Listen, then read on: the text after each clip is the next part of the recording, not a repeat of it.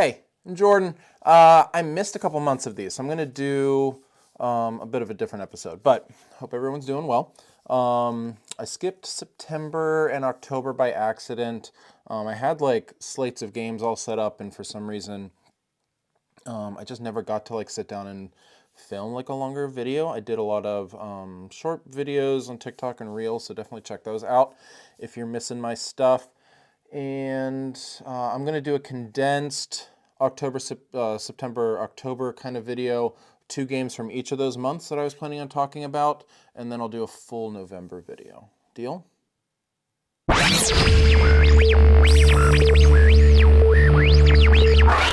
First off, we got Harmonies. This is definitely a hot game this year, and I do really enjoy it. I think it is a really nice game in the same kind of vein as Cascadia, Calico, one of those games where you're drafting a couple things and then putting them out in some sort of configuration in a tile laying type thing.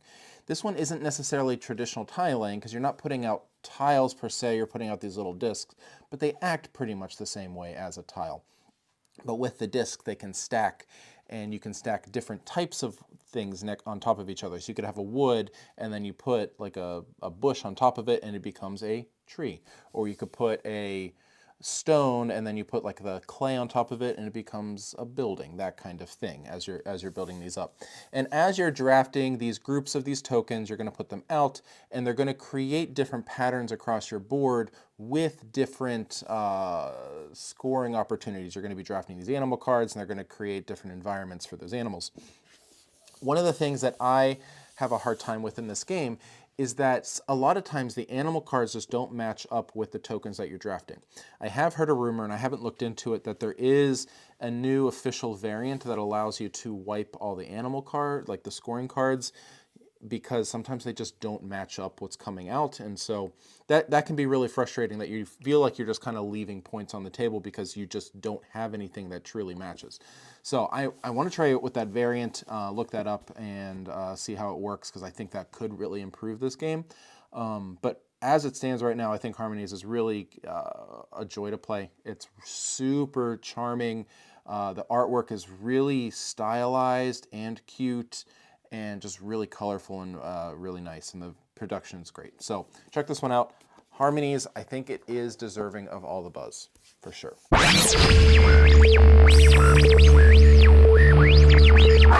This next one is an expansion to one of my favorite games, and this is Marvel United Maximum Carnage. This is an expansion that is similar to season 1 of this game. So Marvel United's had 3 seasons so far. The first season was kind of base Marvel United stuff. Second season was a lot of X-Men stuff with Fantastic Four mixed in. And then this most recent one that I just got a couple months ago, probably in October or September or October, when I didn't film anything, was a mixture of all of those things between X-Men, standard Marvel stuff, Fantastic Four, just a little bit of everything. And in that first set was a box called the Sinister Six, which was 6 villains in one box. And if you've ever played Marvel United, the villains are really what bring this game to life. You are playing a cooperative card game in which it's almost like a boss battler. You're essentially using all of moving across these locations, trying to do some objectives, and then you can take out the baddie, take out the boss, the villain. And the villains all operate differently. Every single one is going to operate differently. So when you get a box of 6 of them, you're essentially getting 6 different game modes to be able to play. But what happened in the Sinister Six is you get 6 different game modes plus the Sinister Six game mode, which is like 6 villains at one time, and they all do smaller things. So it's just like a bit more chaotic, but so much fun. And this one is a new Sinister Six. It also includes a make your own Sinister Six mode, which I haven't fully explored yet. But there are 6 villains in here. It's got Morbius, it's got Hobgoblin, it's got Scream. What else is in here? Shriek, Scorpion. It doesn't have Hobgoblin. It's got Demogoblin. Hobgoblin's in one of the other ones. And it's also got this Maximum Carnage, Dark Carnage mode. And I think this one works super well, just like the other one. If you don't get everything from Marvel United, and I don't suggest anybody does. I don't even have everything from Marvel United. It's one of my favorite games. I would suggest definitely getting either Sinister Six or this Maximum Carnage box, because there is so much good stuff in here with the villains and the different game modes that come with them. So check that one out. I think this one definitely lives up to that Sinister Six hype that came with that first one.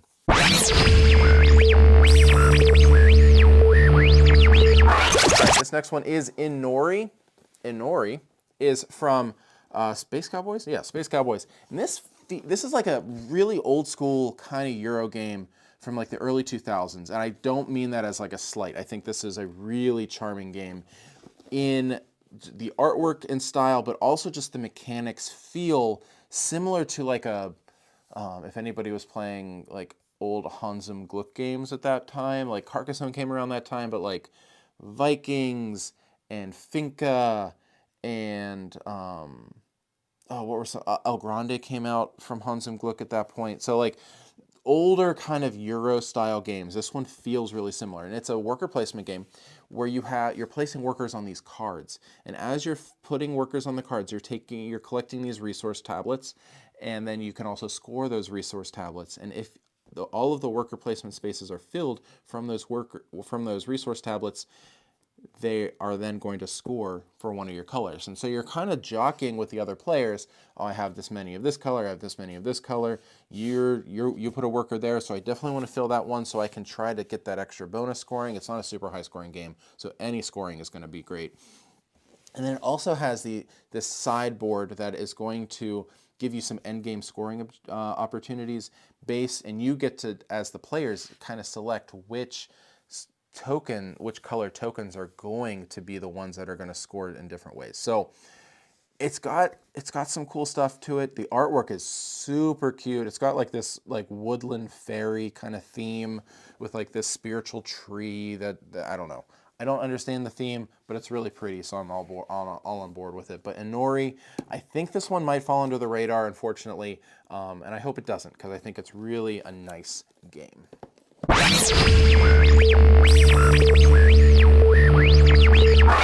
Lastly, we have another one that I do enjoy. I usually try to talk about a game I didn't like, but I've played a lot of games I do like recently, so this one is a solid one. This is Spectral from Bitewing Games. And as of me recording this, I did recently get back from PAX Unplugged. I was working at the Bitewing booth that published Spectral. I did a lot of demoing, teaching people Spectral and Cascadero, which is another game that Bitewing does. And Spectral is a really nice deduction game in which you are walking into a haunted house. You are trying to figure out which rooms are cursed and which rooms have treasure in them. And as it's got this grid of cards on the table, and those are going to be the rooms of the house, and every room is giving you information about other rooms. So this room might have a gem printed on it, but that's telling you that there's a gem in a different room depending on what arrows and what kind of configuration is on that card. And then some rooms might have a skull on them, but it's not that that room is cursed, it's that that room is telling you about a different room that is cursed.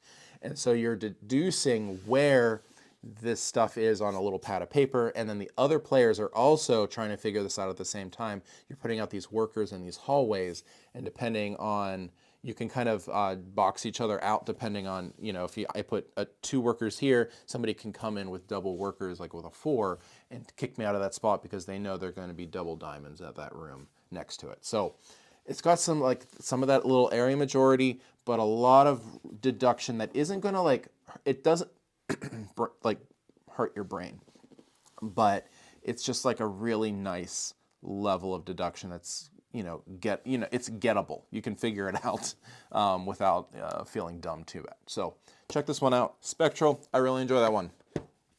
And there you go. Those are 4 games from September and October from this year that I've played. I will do my November video soon, so don't miss out on that one. And I think that one's going to be all party games. Sorry if you don't like party games. That's what I got. And yeah, check me out on Instagram and TikTok if that's still around by the time you watch this. And we'll talk about some more games over there, guys. All right. I'm Jordan. Thanks.